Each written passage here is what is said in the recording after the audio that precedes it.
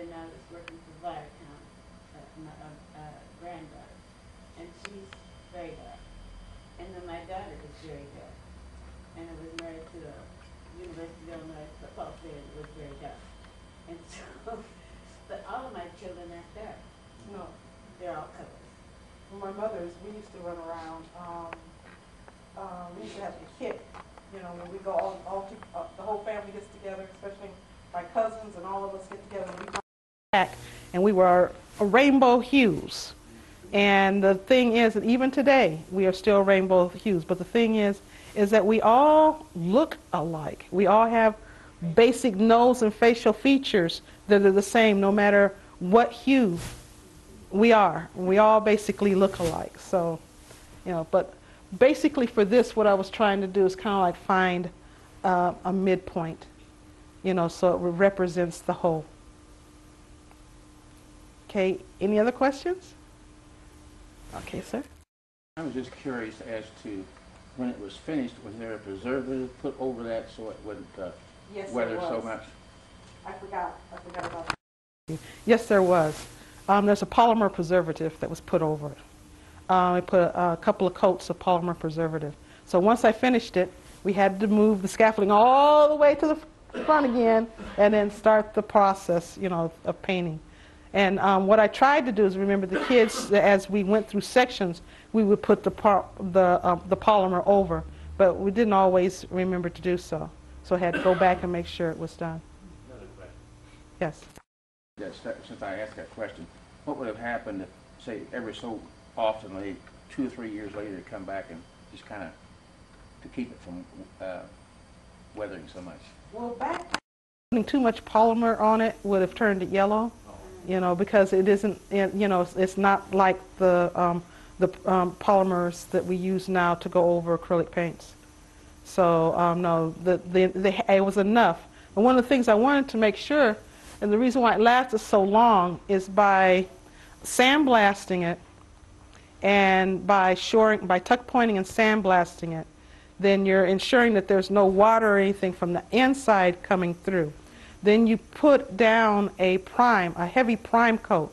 That makes sure that the painting is floating away from the wall. So now you have this prime coat. So there's the painting and then the prime coat, which is acrylic, so it's somewhat waterproof. And then from there you put the coat on. So it's very similar to doing a fresco, except for, no, it's more like a canvas. It's very similar to painting on canvas. And that's what I wanted to try to do, is to make sure that it was like painting on canvas, so that the painting had a means of breathing, and it would have a base in which to sit. And actually, it worked because there was a fire in the building, and it did not affect the painting. So I was trying to get it so it would last I figured about 20 years. I never thought it would last 30. Any other questions? Yes. Well, this was great. All the sketches and the painting juxtaposed. So I wonder, when you were working in Chicago, did you have relationships with muralists there? I mean, I know you know Mark Rogovan still. Mm-hmm. And what kinds of ways did this project affect your later work? I actually, when I first got to Chicago, since I've been in Chicago, I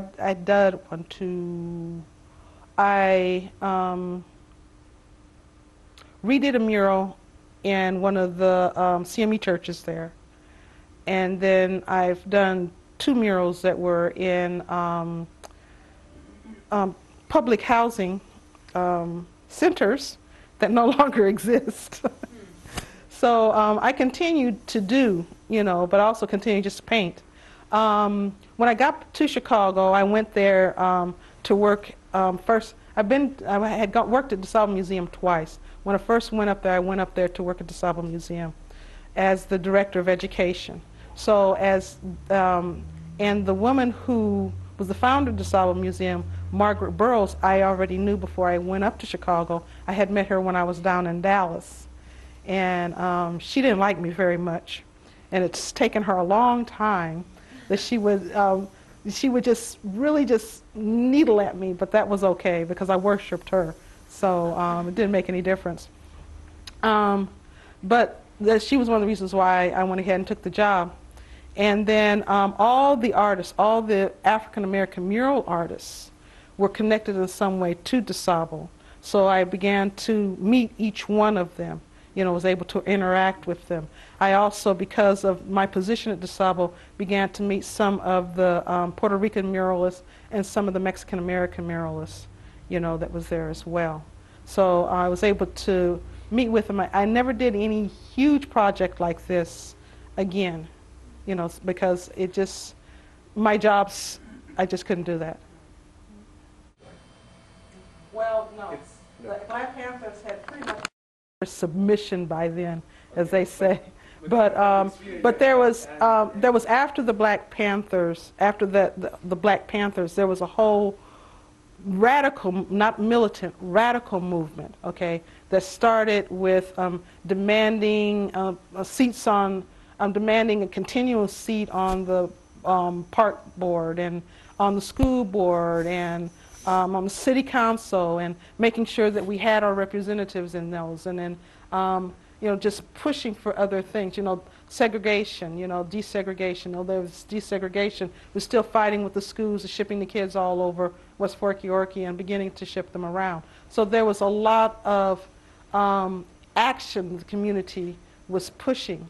So that was the more of what was happening. The community has always been aware of itself.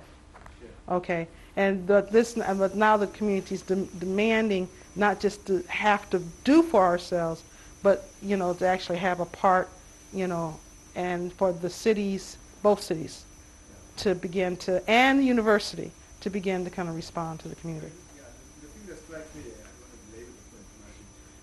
This mural comes at a time when there's swirling still a lot of violence.